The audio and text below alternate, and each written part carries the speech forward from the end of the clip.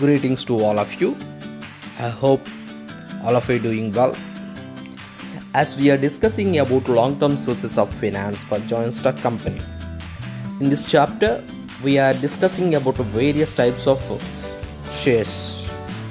Previously, we discussed about equity shares. Now we are discussing about preference shares.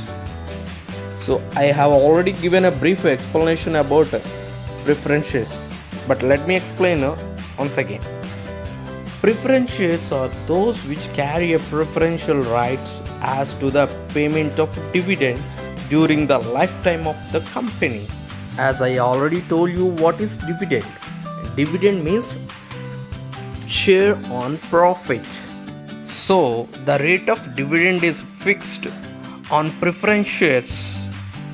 So when company issues preference shares, so the company also will decide a fixed rate of dividend.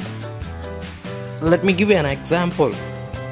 If company gets 10,000 rupees profit and company also decided fixed rate of dividend for preference shareholders 10%. 10% on 10,000 means 1,000 rupees profit sharing will go to the preferential shareholders and remaining 9,000 will go to the equity shareholders. By this we can understand preferential shareholder will have fixed rate of dividend. The dividend will continue until the business is winding up. Next we are going to discuss about features of preference shares. First one, fixed rate of dividend. Just now we discussed the rate of dividend is fixed for preferential shares and it will not change until the business is winding up. And generally, if company gets profit, there will be a tax deduction on it. But preferential dividends are not tax deductible. Second, preference over equity. When company is distributing a dividend, first it has to be paid to the preferential shareholders. Then it has to go to the other shareholders. That's why these shares would be paid before then equity shares. Third, no share in earnings. Preferential shareholders cannot claim on the residual earnings and residual assets. Residual earnings means excess profit of the company.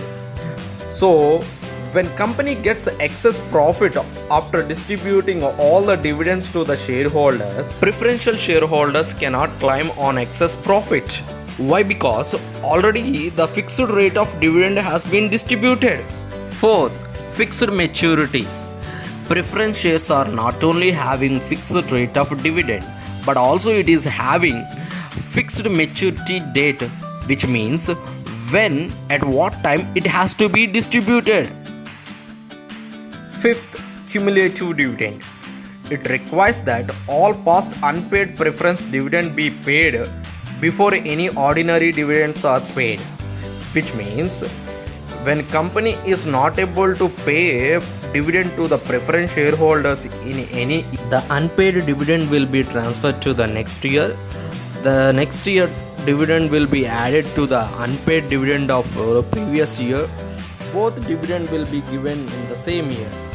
Sixth, dividend from PAT.